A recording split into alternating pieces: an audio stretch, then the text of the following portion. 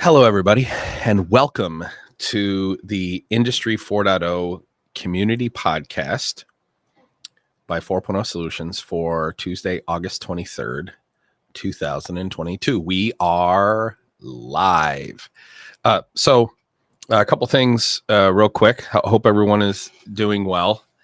Couple things. This is going to be the first time I'm doing a live stream where I am not watching the YouTube stream live, where I can't see who's in the chat and I can't read the chat, and that's because we had a spammer last week that was really distracting me, or I will get sidetracked with people who are asking questions in the chat. So we're changing the way we produce the podcast a little bit this week, because right now, if you look, we have three primary methods that people watch the podcast. Our audience continues to grow. I think we're getting, it's over 2,000 views per podcast now, like within 14 days. You've got people watching on YouTube, you got people watching on LinkedIn, watching the live stream on LinkedIn, and then you have just a huge chunk of people who are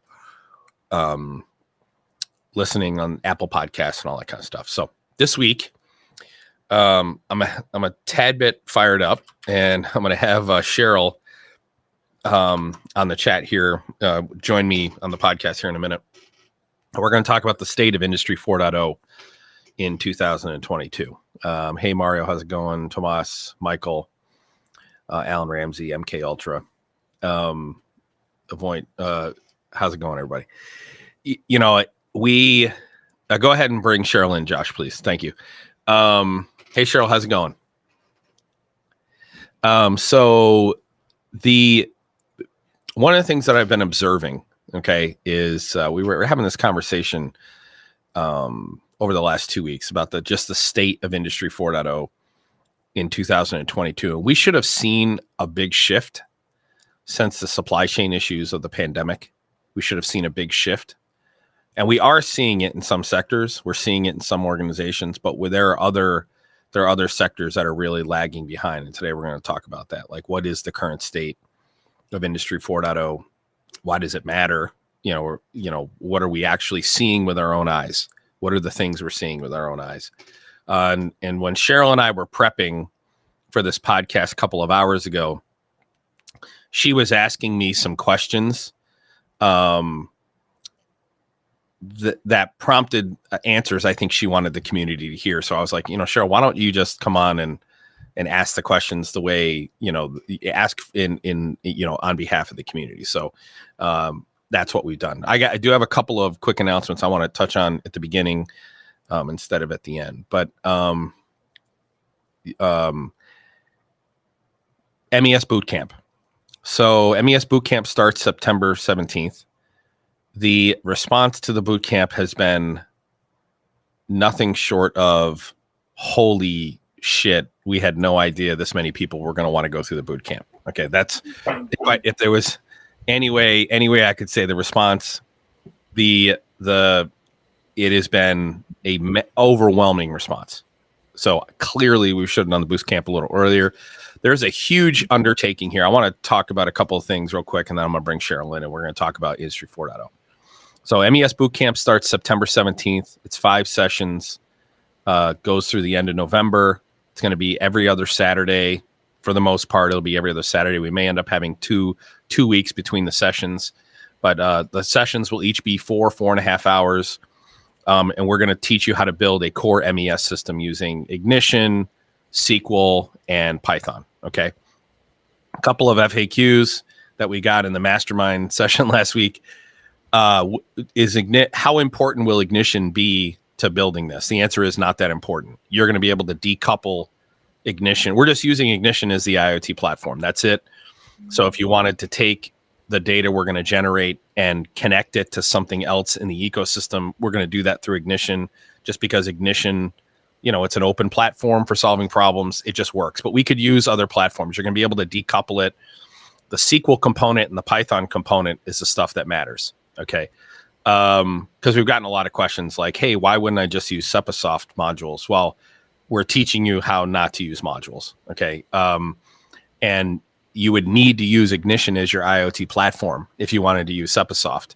And the Ignition's not important to this at all. It serves a function, but we can enter in any other platform, any other open platform that supports our technology for this. So, but anyway, if you're interested in the MES Bootcamp, I suspect most of the people who wanted to sign up have signed up by now, because I know we're well over 100 and something. I think we're definitely over 110 participants now. It's a huge class. It's a massive undertaking. I mean, believe me, I'm going to be spending between now and September 17th, 90% of my work will be in building this this course. So we're super excited about it. Mastermind group is super excited about it. Everyone's excited. So if you guys are interested in learning how to build a core MES system using SQL, Python, and Ignition, you can go to IIoT.university/MES-bootcamp. Josh will put the link in there or whatever. One other question that I got, which was, what does my technical skill need to be?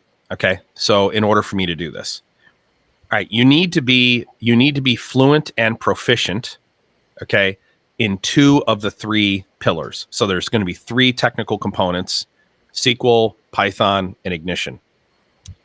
If you're in the Mastermind program, which is where we teach you how to lead digital transformation initiatives, we encourage you, even if you're not going to build the system, you absolutely should passively be a part of this. You should sign up and you should sit through the development. Why? So you'll get a chance to see what it is the developers are doing, the types of things that developers do when they are building capabilities for the digital transformation initiatives that you are leading. So you should be aware, even if you're just the leader, you're just the scrum master, you're the non-technical resource, you should still, this is a very unique opportunity for you to see with your own eyes for 20, 21, 22 hours, what it is your developers are actually doing, okay? And the challenges they run into when you make a minor change to a requirement, okay? So it would be incredibly invaluable for you to sit through, even if you don't build the system, but to passively observe. And if you're in Mastermind, this is included in your tuition. It doesn't cost you anything. So you have no reason not to sit through it, okay? But if you're a technical resource, you need to be fluent in 2 of the 3 pillars. So if you don't know, you know what Ignition is, but you've never worked in it, but you would say you're fluent with SQL and you're fluent with Python, you're going to be fine. If you're fluent with SQL, fluent with Ignition, but you don't really know Python that well, you're going to be fine. If you know Ignition and Python, you don't really know SQL that well, you're going to be fine. Okay. You just need to know 2 or 3. You'll be able to get through. I'm going to be doing all the development live. So you're going to see me build everything. The only thing that you're not going to see me build actually live, there will be some Python functions. If there's a function that's going to require more than 20 lines of code, I'm going to write that beforehand. So I'm going to come in with it, but you will get a text copy of that function that you will just paste in. Okay. One last thing about the MES Bootcamp. When we're developing Python, okay, I was explaining this to the team the other day. How are you going to develop this? Like, you're going to have people who are super advanced Python developers, and you're going to have people who have basically no Python experience. How are you going to write Python code in a way where everyone understands? So here's the best way to understand it.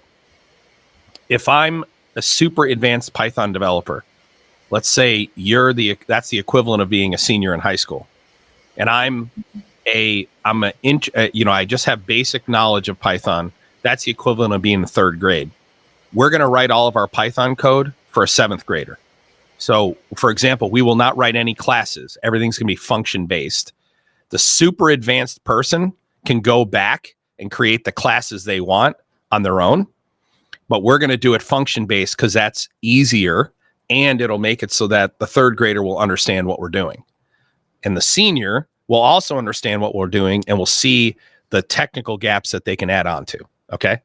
So anyway, I just want to touch on, we've gotten a ton of comments, requests. Hey, can you answer this, answer that? And I want to make sure I include it in the podcast at the front end so people get their questions answered. And hopefully that reduces the number of questions that we're getting.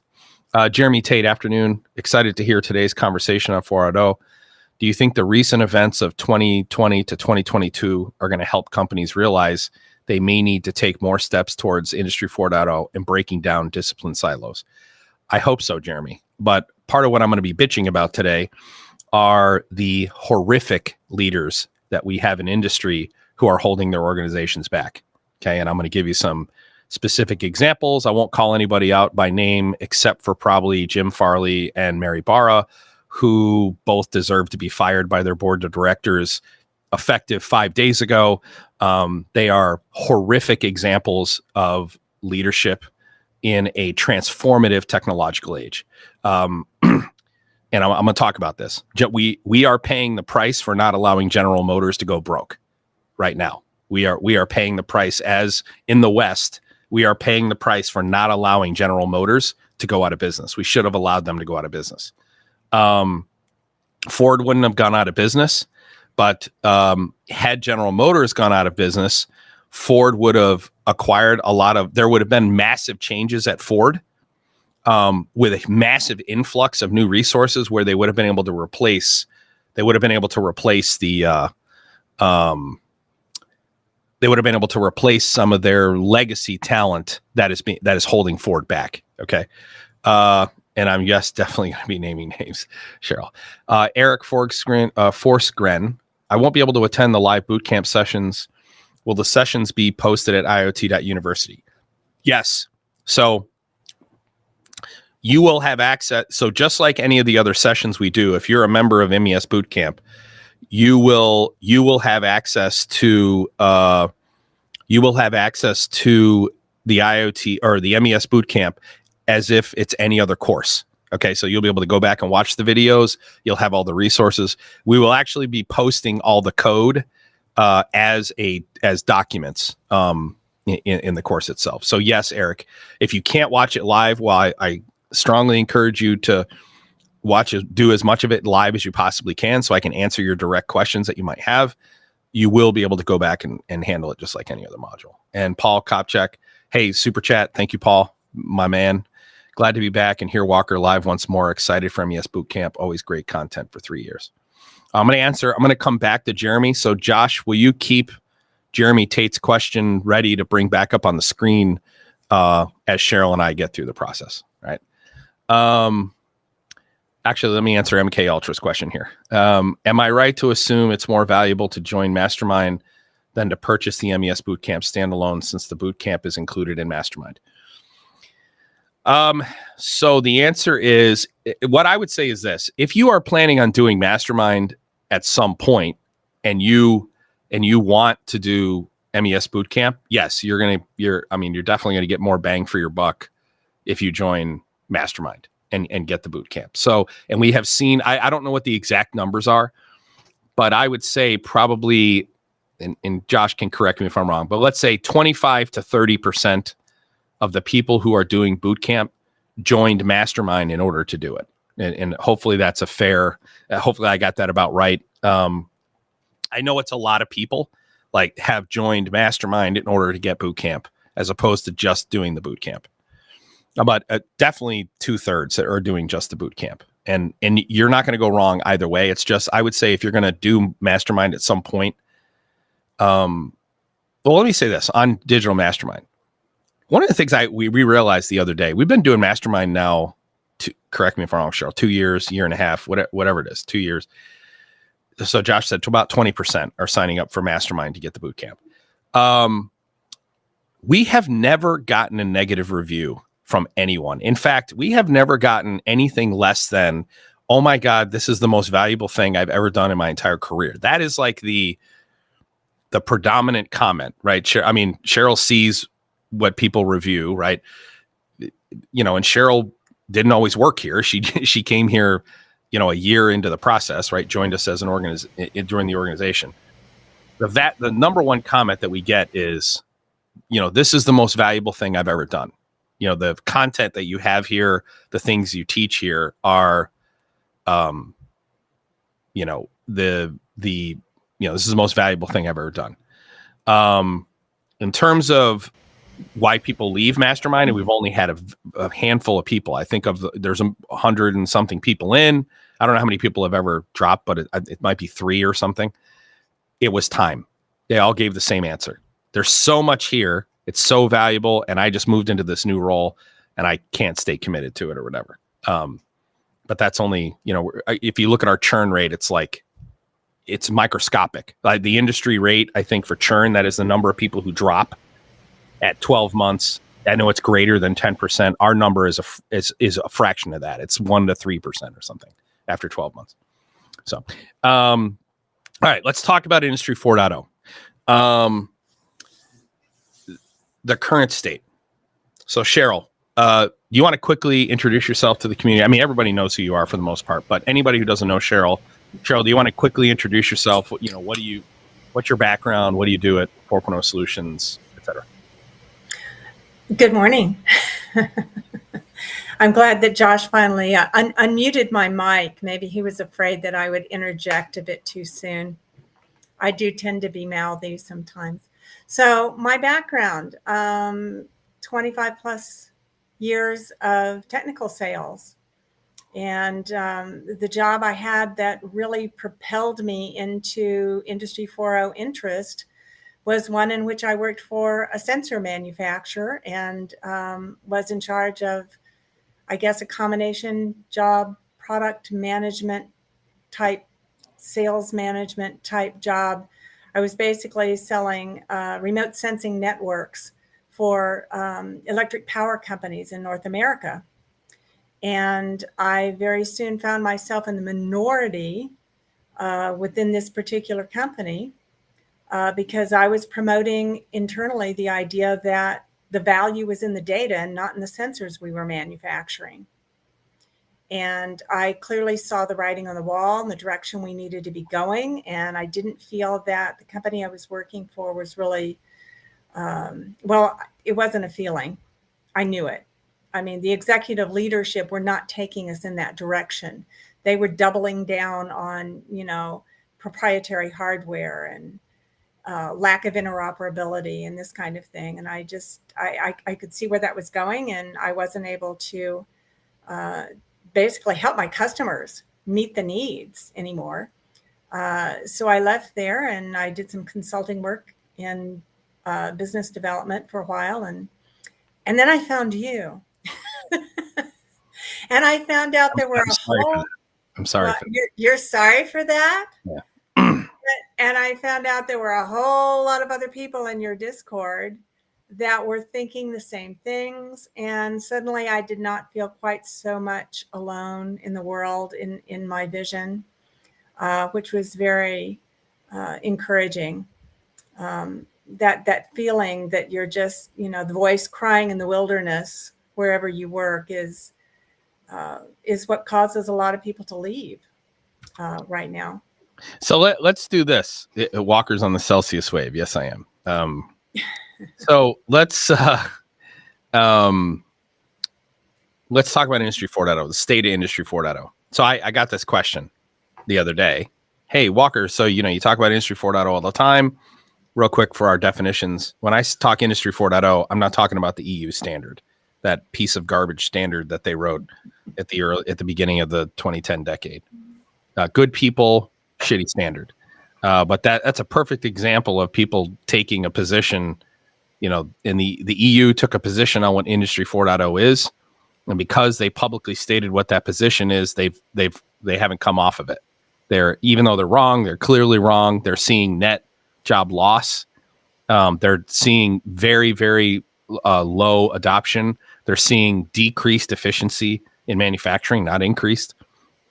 Why? Because their maturity model is flawed. The approach that they go through to help transform organizations is flawed. They believe that digital transformation starts with computerization. That's fucking ridiculous. It starts with education. It's absurd. It's absolutely absurd. Just throwing computers someplace doesn't mean you're getting mature. I know lots of people who have computers in their house who are morons. Okay. They didn't get any smarter simply because they have a computer. They got smarter when they were taught how to use that computer and leverage it as a tool. Just because you give a hammer to a monkey doesn't mean they're going to pick up a nail and pound the nail in, right? You have to teach them how to use. You have to either show them You got to model it, right? It starts with education.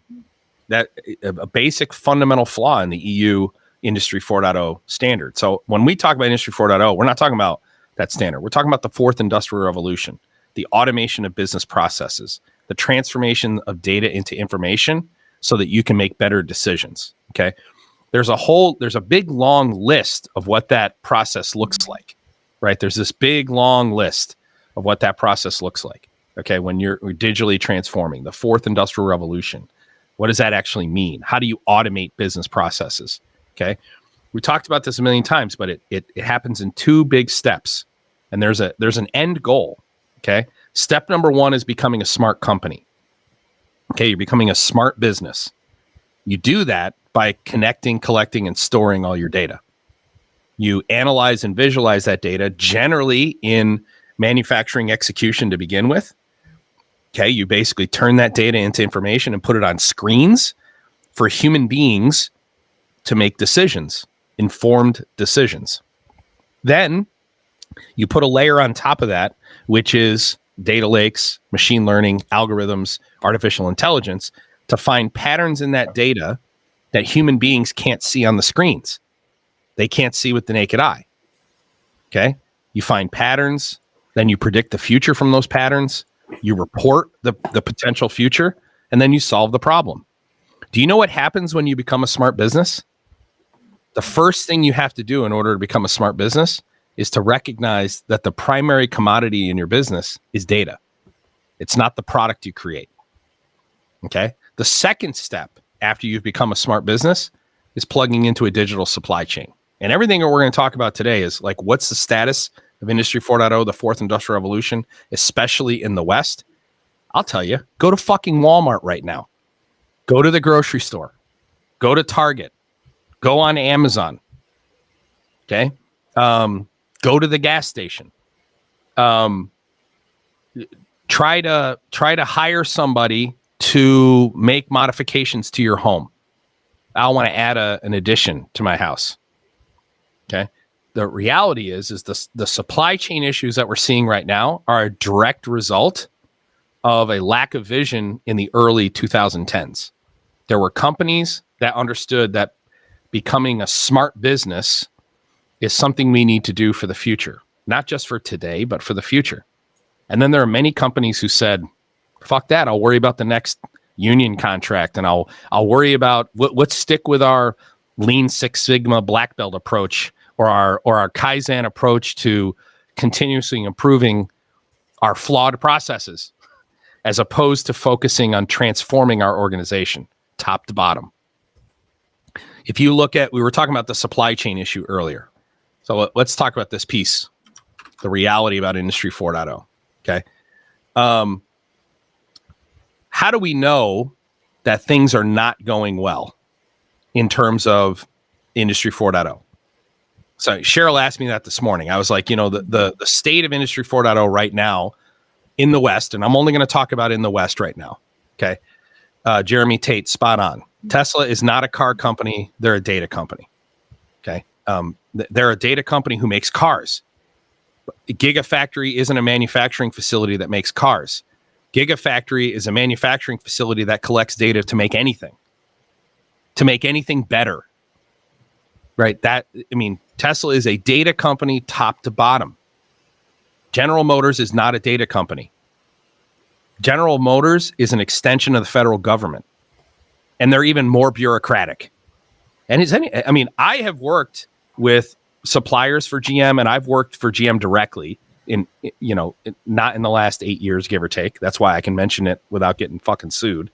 But and by the way, they will sue you. Talk shit. Go ahead and have a NDA with General Motors and talk shit about them publicly. You will get fucking sued. Doesn't matter if you're right. Doesn't matter if you're telling the truth. Okay. Doesn't matter. You will. Okay. The General Motors is an extension of the federal government. Really? They only exist because they were bailed out. Mm-hmm. Did General Motors get better after they got bailed out? I'm interested in hearing that from the community. Does anyone think that General Motors is the gold standard for manufacturing and industry? And if you do believe so, tell me why. In the comments here, right? As Government Motors, as much as I've looked at General Motors over the last, say, 5 years, in terms of they've invested in other companies. When General Motors puts their imprint, gets their DNA on another company, it means almost certainly the first step is less progress, less innovation, more talking, more paralysis by analysis, more we're going to do it this way because we've always done it that way. Tesla did not model their company after General Motors. I was talking to a friend the other day, yesterday actually, and she said to me, "Hey, a lot of people complain about Tesla, like their quality issues." She said, "What is your take on that? Their quality issues?" And I said, "Well, I've bought 2 Teslas in the last, since last November. Or October. I got my first one in October, and then I got my Model S in January. So I have 2 brand new Teslas." And she's asked me, like, "Well, what was that experience like?" And I said, "It was amazing." Like, all the stuff that people complain about Tesla, I haven't experienced any of that. The only problem I had buying my cars was I didn't get my floor mats for my Model S. I had to wait 3 weeks because of the supply chain issues. One of the few things that Tesla doesn't control the manufacturing of was the floor mats. And guess what? They showed up late.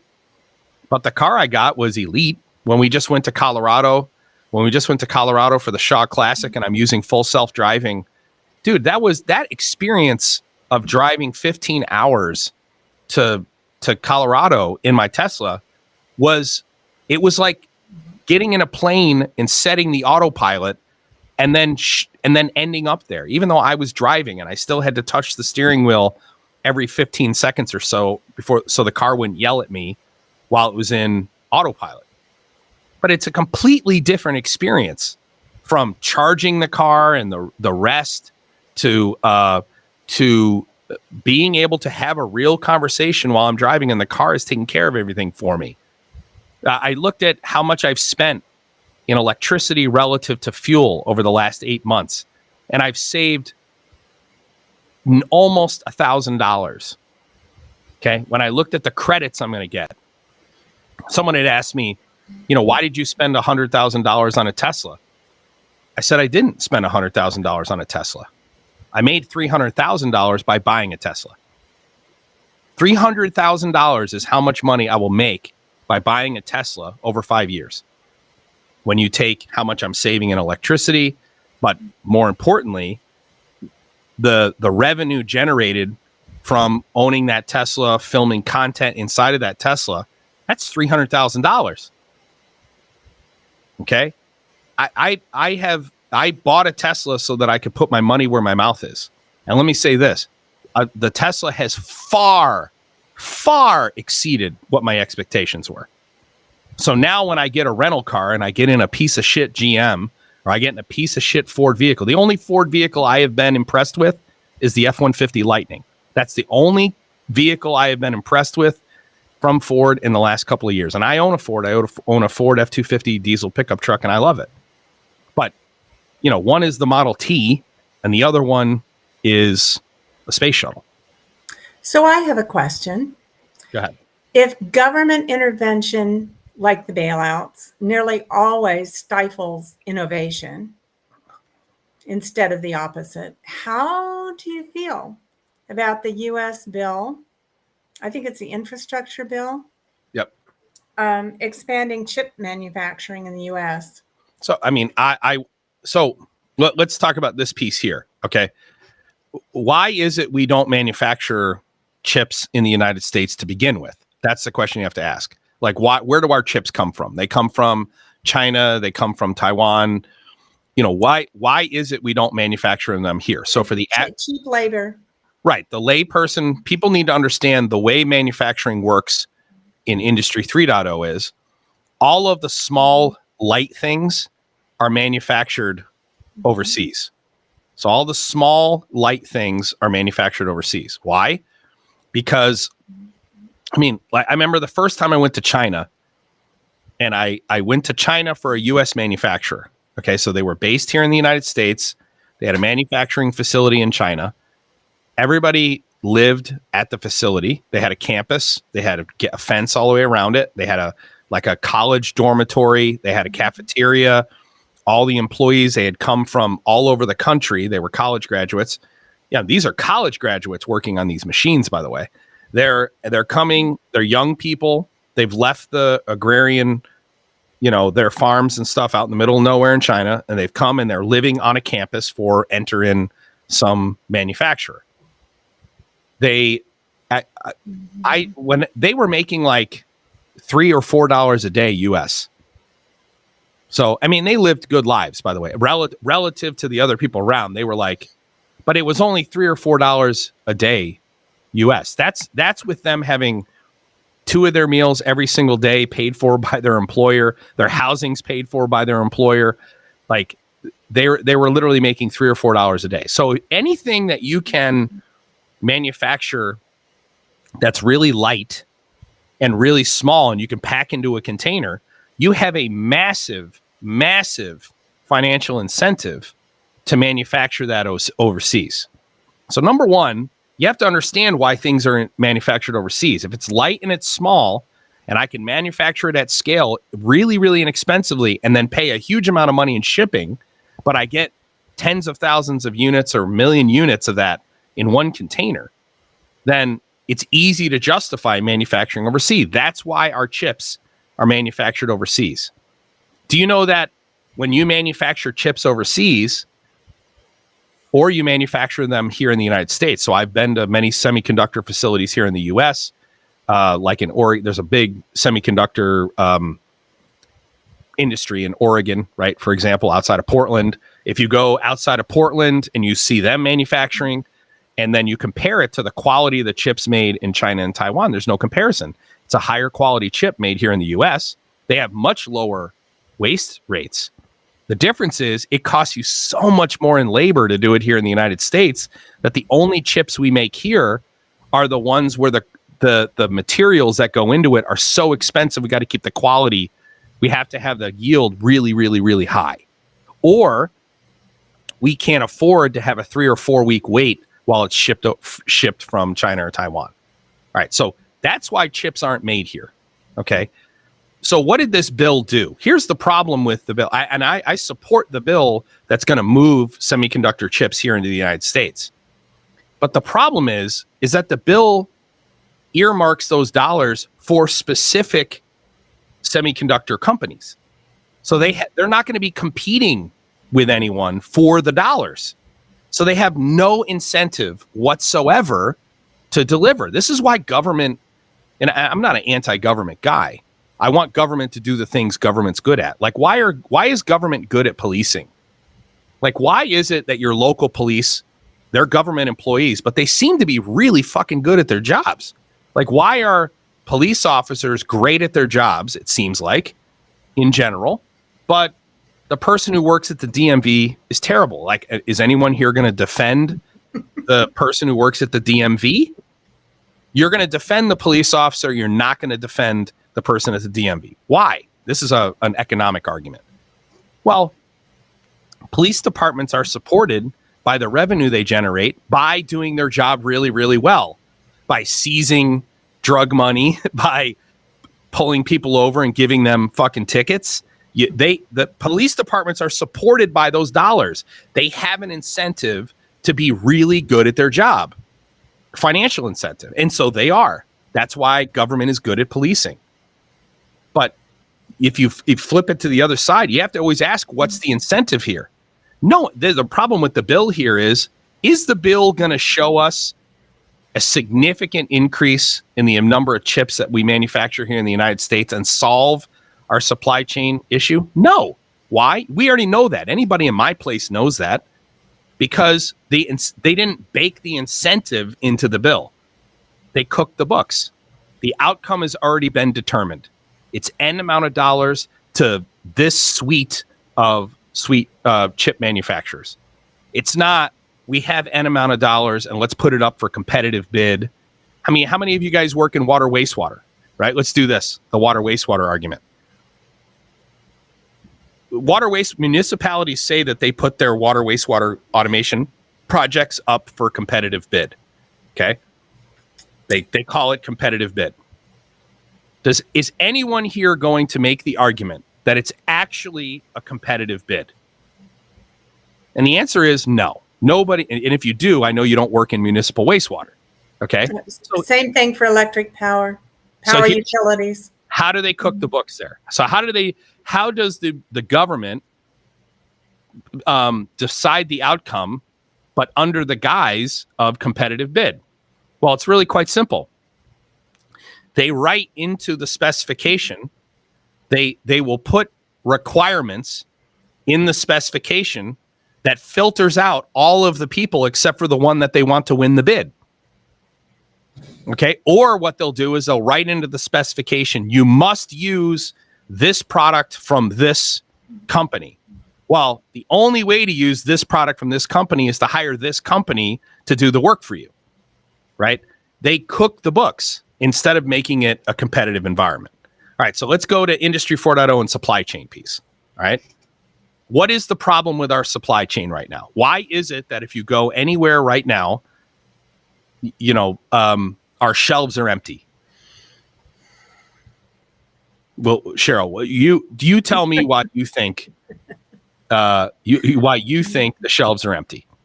Well, I said something about the just-in-time manufacturing policies, and years of doing that helped create the mess. What is just-in-time? Wanting to manufacture only what you have materials available to do at the moment, and not wanting to warehouse a lot of inventory and keep the overhead of that. And why is that? Why is it? So just in time basically means that you don't buy a lot of raw materials. If you look at manufacturing, there's two types of manufacturing. You have the industrial acquisition of raw material, right? Mining and stuff to get the base elements that become the sub-assemblies that go into whatever your manufacturing is. So you have you have the acquisition of raw materials. That's one type of, so that would be like mining. Okay. It would be like your gas companies, the one that pull argon out of the sky, that kind of stuff. So you've got that type of industry. Then you have the transformative manufacturers, those who are taking raw materials and not converting them into finished goods that go to the consumers, but converting them into things that other manufacturers are going to buy to make the consumer goods. And sometimes those steps are multiple. So I may have 3 transformative manufacturers in an additive manufacturing process to get you to the sub-assemblies that are going to go into the finished goods, right? So you could have the supply chain could be like 5, 6, it could be 50 links that goes from raw material to consumer for any specific product or good. And we can't do that anymore. We can't do that anymore because we can't order only what we need exactly when we need it, because it's not going to be available. And we can't. And so one of the fundamental flaws in that type of manufacturing, that's the Industry 3.0 approach for digital supply chain, is if I'm a link in the supply chain, I only talk to 2 links. I talk to the link directly upstream for me, and I talk to the link directly downstream. So I only talk to the links I buy from, and I only talk to the links I sell to. That's it. Okay. With just-in-time supply chain, just-in-time manufacturing, I am counting on the link upstream for me to get me my raw materials or my sub-assemblies right before I need to use them. Okay. Now, when everything's running smoothly, 80, 90% of the time, I've got what I need to manufacture what my customer needs. Okay. Smoothly, and we have the manufacturing capacity. Correct. To produce. What happened? To meet the demand, right? Over the last 30 years, we've been doing just-in-time supply chain for about 30 years, give or take. The global economy got used to getting everything just in time. And then we had a catastrophic disruption because of the pandemic. Okay. And so I'm going to pause right here for a second and tell you guys a quick story. So when the pandemic started for us, it was really March of 2020. Me and my family all packed up into our RV and we went down to South Padre Island, 6 of us in my 5th wheel. And we just sort of isolated, and I had paid a bunch of money I had a financial advisor was like, hey, we're doing these weekly reports, economic reports and stuff. And you can spend, it's $10,000 basically. Pay $10,000 and I was going to get this report every week. And it was going to give me data that the rest of the world wasn't seeing. It was only the people who were paying for it were seeing, right? I was buying this information. At the same time, I have data scientists that work for me and stuff. We were doing analysis of data. So epidemiological data, economic data on a weekly basis. We were processing it at every Thursday. I think there was 35 other data science firms that were doing the same thing. And we were, and basically we were drawing conclusions, right? So how many, what do we believe based on the data we have right now? What's the R factor here? How many people are going to get sick? How many people are going to die? And then what's the economic impact going to be? And if you looked, we had a chart that basically we plotted every pandemic from the late 19th century all the way till now. And it basically had 2 data points on it. Data point number 1 was economic impact. How severe was the economic impact of that pandemic? And then also mortality. And basically the further apart the numbers were, the further apart the data points were on the graph, the more you knew which one you had to focus on. So if mortality is really low and economic impact is really high, then your mitigation needs to be around economic impact. But if mortality is really high and economic impact is relatively low, then you got to focus on mitigating mortality. This was the first pandemic where we mitigated the wrong way. Okay. So I don't want to say wrong way. We mitigated in the way we hadn't mitigated before. We focused on the data point that the chart wasn't telling us to focus on. The chart was telling us the economic impact was going to be far more devastating than the mortality. We knew this in April of 2020. Okay. And by the way, I posted on Facebook some of the data. It got me in a lot of trouble for posting that, but I did. My family has known, my team, everyone who works at Intellic Integration, everyone who works at 4.0 Solutions, my entire family, they have known the same data I've known since April 2020. And my team can come on here and tell you that we knew in April 2020, Walker was telling us in May of 2020 to save our money, make no big purchases, save our money. And he is still telling us, save your money, make no big purchases. Here's what the economic impact is going to be. This is when we're going to see it. All this stuff was predicted. I'm not the only person who knows it, but I know that the percentage of people who are aware of what the actual economic impact was going to be is pretty small. Okay. Why? Just-in-time supply chain. Okay. How long will it take us? When is it that will our supply chain issues end? Cheryl? It's not going away. It's not because it wasn't just about the pandemic. So the supply chain issues aren't going to end. So if you read articles that says, hey, we're not going to see the supply chain fix in 2022, maybe end of 2023. No, not in 2023, not in 2024, not in 2025, not in 2026.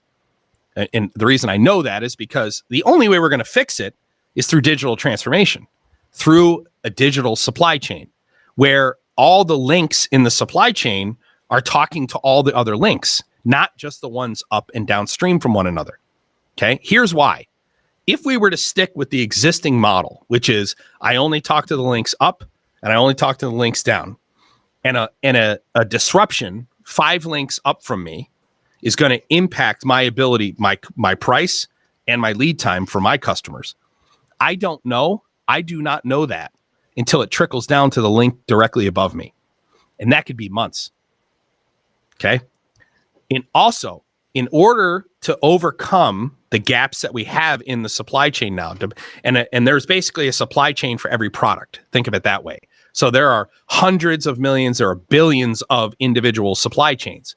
And so if you look across, some supply chains are better than others. Like, for example, It just so happens that the completely vertically integrated, digitally integrated supply chains are fine.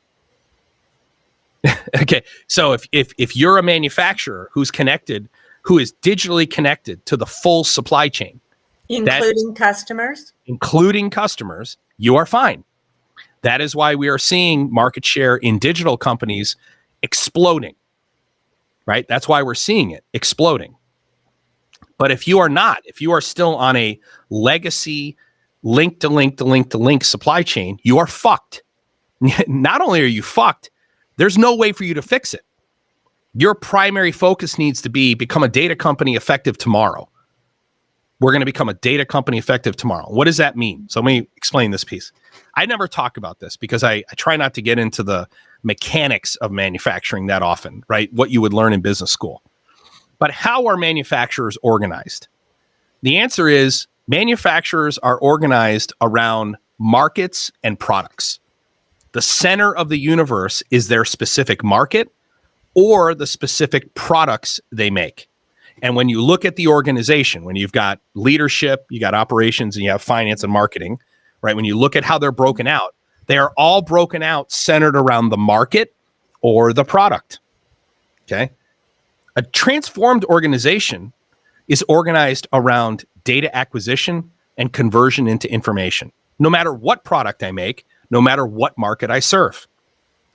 These organizations, the state of Industry 4.0, are still being run by leaders who are focused on the market and the product.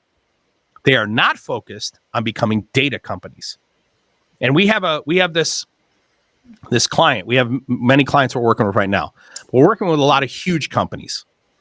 And one of the questions I got asked was, what's the difference between the huge company that they're being successful with this transformation and the huge company that is not? And the answer is, it's leadership. It's the person at the absolute top. So there's a company we're working with right now where we have a bunch of engineers on it. And the engineer has told me, the leader of that project has said, hey, listen, this is a shit show. All their resources, all the people that should be staying in the organization are quitting, and all the people who shouldn't be there are staying, right? And we have to have an exit strategy, right? We have to have an exit strategy to break off with this customer.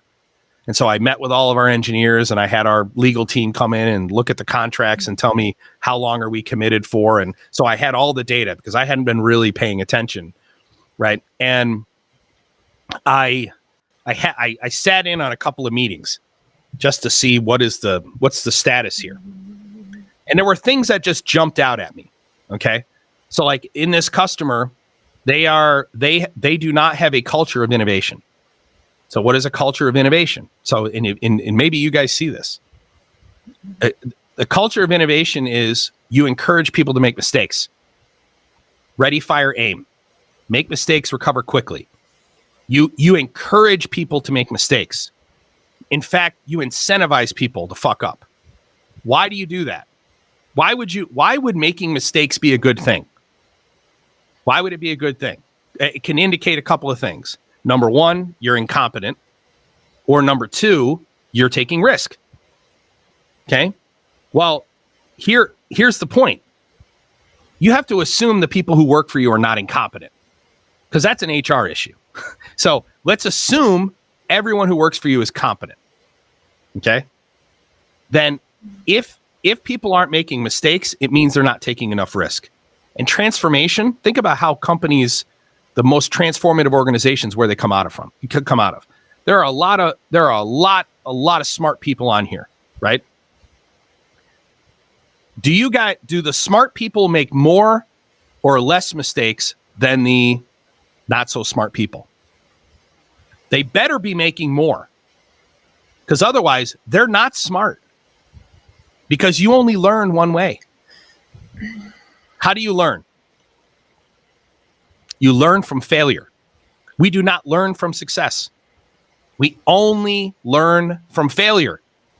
So if your organization's not making a lot of mistakes, okay, if you're not making a lot of mistakes, you are learning nothing. You are learning nothing. But I just Go ahead. want to interject. It's really hard to be innovative in an industry that is extremely risk averse. And of course, I say this coming from electric power. That's an extremely risk averse industry because reliability is king. But just second to that is manufacturing. Manufacturing is historically really, really risk averse. Why? Why? That's a good question. I can't think of a succinct answer other than that is the culture. And do you think it's related only to what you were just talking about, which is not encouraging individuals to take chances? Well, let's do that. Let's ask this question. Are drugs manufactured outside of the United States safe? Some of them, yes. Would you buy drugs manufactured in Mexico? I might if I knew the company. Would you buy drugs that are manufactured in Brazil? Probably not unless I could research. Okay. But you're picking another extremely risk-averse industry, right? Right. Wait, hold on. Life sciences was risk averse until we needed the vaccine in 4 months. Anybody who works for Pfizer, Moderna, all those guys, right? All the ones who did the vaccines. If we could get them to come on here and tell the truth, all the rules went out the window. Okay, so I get your point, and I'm just going to jump right to the state of Industry 4.0 in 2022 is abysmal because they're not feeling the pain enough yet to innovate. People are selfish. So are the executives feeling the pain? So is Mary Barra herself feeling the pain? No. Who is feeling the pain of GM's inadequacies in GM's failures? It's the rank and file in Western civilization. The people working for him. Does Mary Barra give a shit about anyone who doesn't live in her gated community? Honestly. And if you say yes, prove it. Show me what it is Mary Barra does in her life that indicates to you that she is selfless in one way or another. So why am I an Elon Musk fanboy? So I'm not afraid to admit it. The reason I'm an Elon Musk fanboy is because I am a person. I'm a principled capitalist. I put my money where my mouth is. There's nobody who works for me. Cheryl works here. There's nobody who works in my organization who's not going to say that I don't genuinely and honestly fucking stick my neck out way further than I ask anyone else to stick their neck out. I don't sacrifice more financially, take on more risks than anyone else in the organization, and that I don't honestly care about the best outcomes for humanity, my community, my family, and that is a higher priority to me than money. Elon Musk, think about what this guy has done. He has 10 kids, not because he loves children. He has 10 kids because he believes it's his responsibility to repopulate the earth. Okay? He slept on the plant floor. Look what happened by Elon Musk through his determination to save the earth for future generations. Slept on the plant floor for 3 years, right alongside all of his engineers. And why did he do it? Because he knew the only way he was going to get Volkswagen and Ford and General Motors, all the people who are all the companies that are subsidized by governments not to fail, the only way he was going to get them to do what was in the best interest of humanity was to give them a financial incentive to do so. So how do you change it? Well, we focus on giving the leaders of these organizations a financial incentive to do what's best for humanity, for their communities, for Western civilization. That's what you do. That's the flaw with semiconductors. That's the flaw in life sciences. The life sciences is a super highly regulated environment. Why? Is it really to protect people from shitty drugs? Do you really believe that? No, that is not the fucking reason it's highly regulated. It's highly regulated to make it next to impossible for people to compete against the people who are already there. It's the same reason. It's the same reason if you want to become a licensed electrician, go to New York State, for example, and try to become a licensed electrician in New York State. That is, you're going to open your own electrical company. Well, guess who decides whether or not you get licensed? The people you're going to compete against. So you're going to have to, right. High barrier of entry is the whole point. It's literally the whole point. They threw the rules out the window. I remember this when I worked for Cargill. So I worked for Cargill in the very first beginning of my career from I can't remember if it was 99 to 2005 or 2000 or 2005. It was one of those. I worked in a mine. It's where I got introduced to industry. Cargill is it's a family owned organization. So it's a privately owned company. It's family owned, and they genuinely care about their people, honestly. And the reason why is because the family itself is still connected to all its employees, even though it's I think at the time it was the largest privately owned company in the world.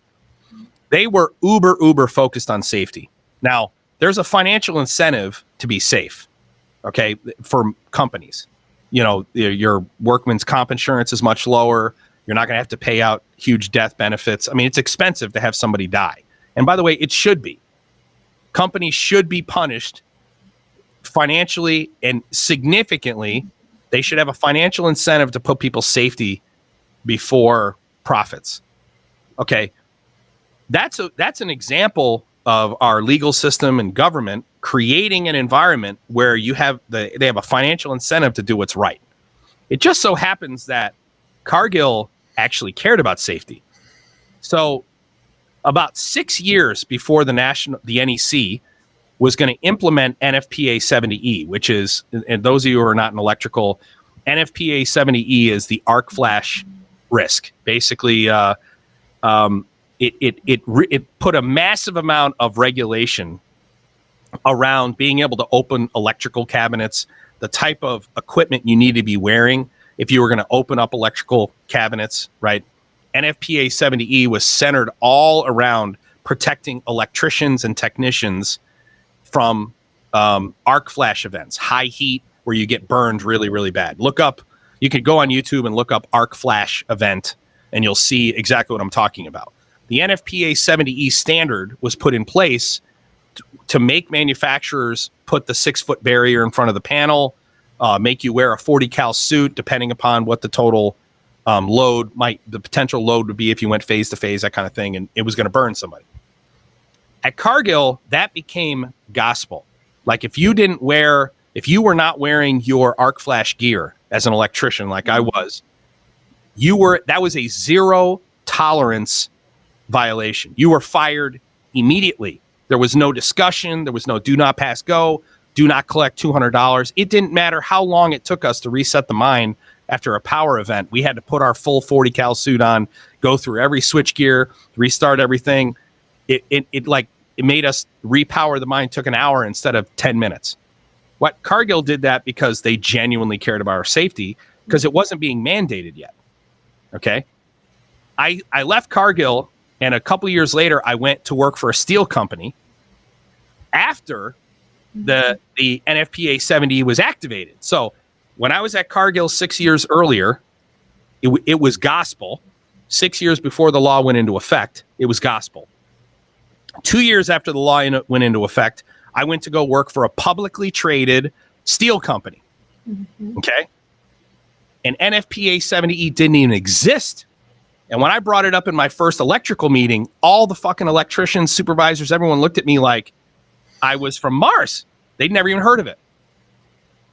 Well, I found out that the actuaries in the organization calculated what is the likelihood that someone's going to die in an arc flash event, and it was really, really low. It was super low. Like, turns out arc flash events don't happen that often. They're very, very rare. So, if you look at Heinrich's accident triangle and the total number of at-risk behaviors before you get to a death, right? This is a social science thing. But the actuary said, you know what? It's the money we would have to spend on becoming NFPA 70E compliant doesn't outweigh how much we're the risk of having somebody die from an arc flash event. So let's not worry about becoming compliant. And that's literally what happened. Okay. That's where government can step in and create the financial incentive for them to do the right thing. Here's my point. Here's my point. Leaders, transformative leaders, not enough transformative leaders exist. Okay? Not enough transformative leaders exist. Leaders who are focused on doing the right thing. So, how are we going to fix Industry 4.0? How are we going to fix it? Well, number one, manufacturers need to focus on, the board of directors need to fire their CEOs who have MBAs starting tomorrow. Need to move the CTO into the role of CEO starting tomorrow.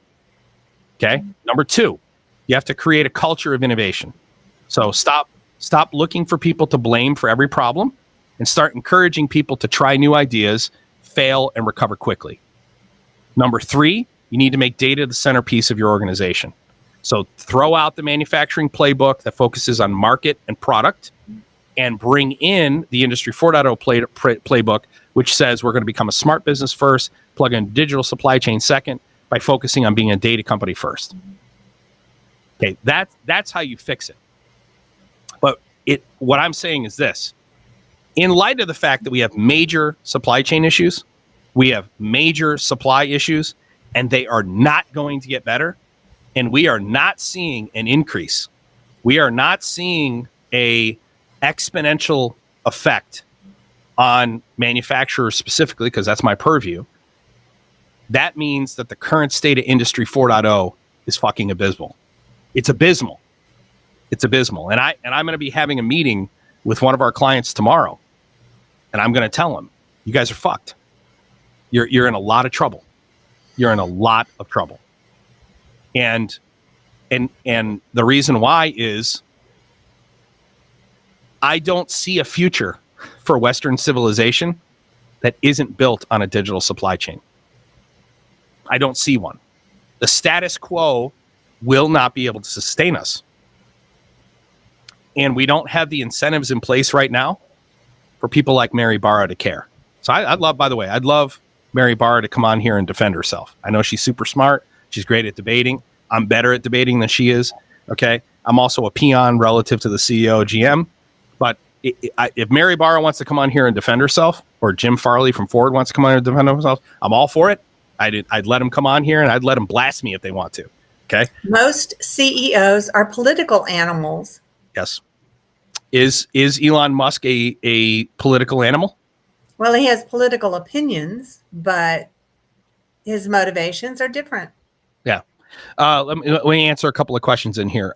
Newton, or let's do Jason. How would you convince IT AR compliant companies to introduce Industry 4.0? The answer is start by your proof of concept outside of the purview of ITAR compliance. So start in an area of the organization where being ITAR compliant isn't required, so that you can get your feet wet without having to worry about falling within or remaining compliant to the standard.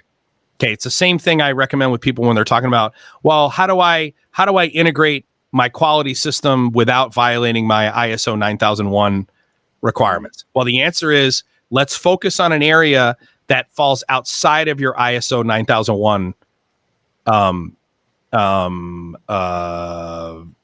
your standard, the document that you have. Start there so you don't have to worry about compliance first. Then what you do is you modify what was effective to be compliant. How long do you think it'll take chip manufacturing companies to bring themselves up to speed in the US to be competitive? If it's 36 months, Jeremy, I'd be impressed. I think the issue you're going to run into here is, what is their incentive to be competitive, especially since they're starting out profitable with federal dollars? I mean, how does that generally play out? I mean, why is it companies, I own an integration company, right? Let's say I have a $5 million project with my customer. How often does the company give me $5 million before I've done anything? And what happens if they give me the $5 million? First off, we're not going to take it. We're not going to take it up front, because we understand that the slow release of cash creates the incentive to deliver. But that isn't what's happening with this bill.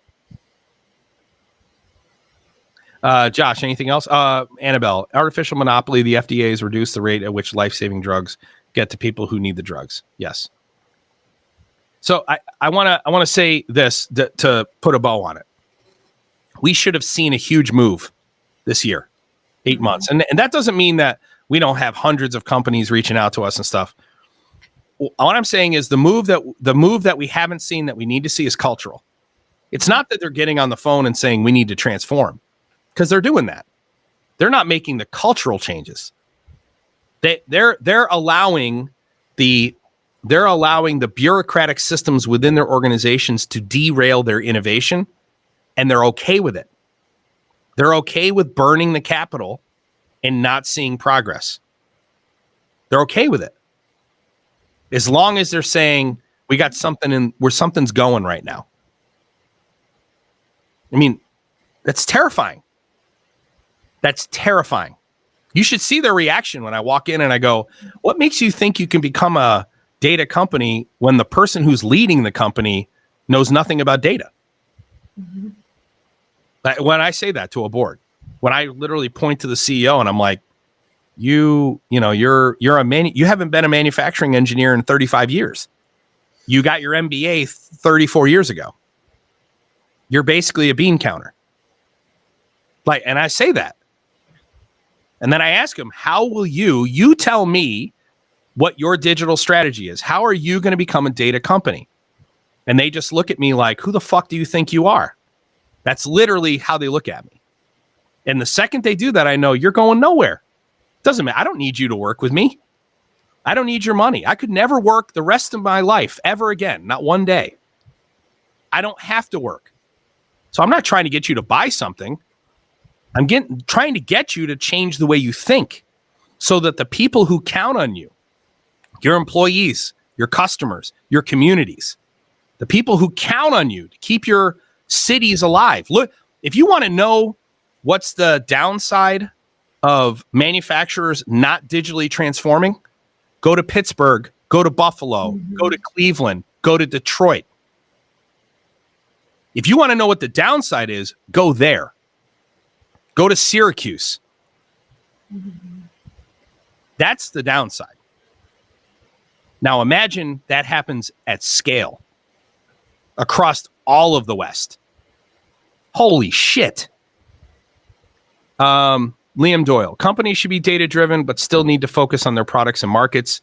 Data should be used to link supply chain, internal production, and markets.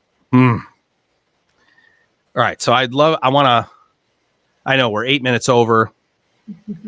Let me argue with Liam here real quick. Liam,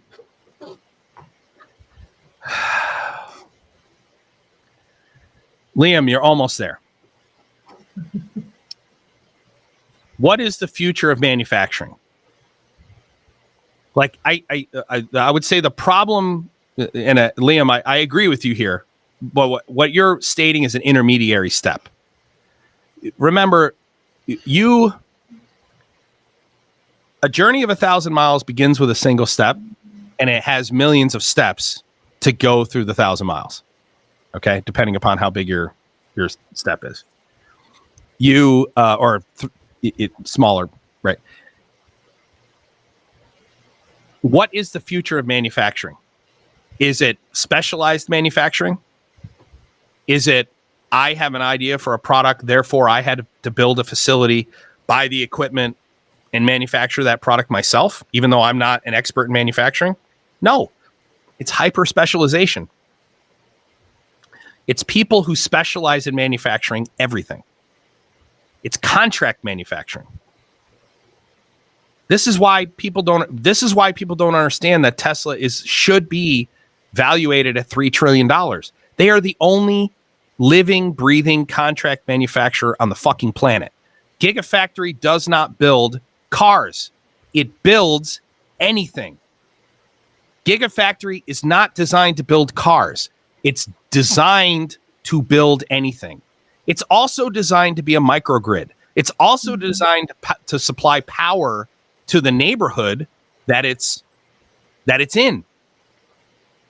Gigafactory is not a manufacturing facility.